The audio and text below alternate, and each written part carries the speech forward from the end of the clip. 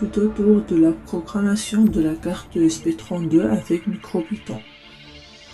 On va d'abord commencer par l'architecture de cette carte ESP32 et voilà une simple image qui la montre et à travers laquelle on peut dévoiler que ce type de carte possède un cœur de calcul, une mémoire interne et externe, une connectivité sans fil Wi-Fi et Bluetooth, des broches GPIO et une gestion d'énergie.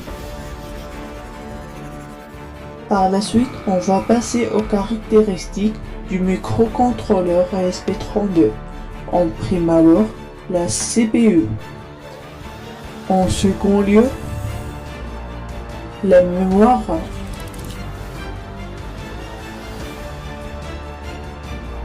Et en troisième lieu, la mémoire flash.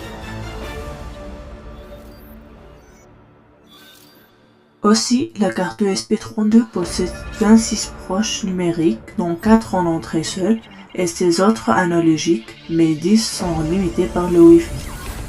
Des broches d'alimentation 3V3 de 2 à 3 broches et une seule broche VIN.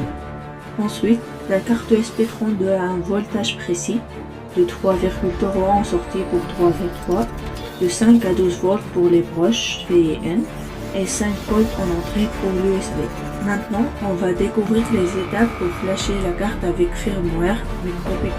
Les prérequis sont un câble USB, Python installé sur ordinateur et firmware MicroPython installé aussi. Pour flasher le firmware, il faut mettre l'ESP32 en mode bootloader, puis effacer la mémoire flash et écrire le firmware. Pour pouvoir utiliser MicroPython, il faut vérifier l'installation avec transférer les fichiers. Et bien sûr, il y a une différence entre le Python et le MicroPython. En fait, Python est un langage généraliste pour ordinateur, idéal pour le développement logiciel, web, analyse de données, etc.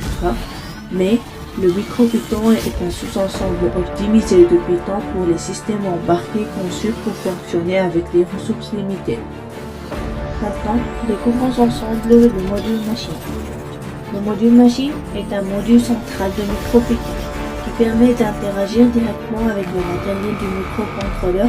Il donne un accès aux composants électroniques et périphériques, ce qui est indispensable pour programmer des systèmes embarqués. Et enfin, il est temps de savoir comment allumer une LED. On doit d'abord brancher la note de la LED à une branche GPIO, connecter la cathode à la masse, puis écrire le code qu'on va installer dans la carte pour l'exécuter.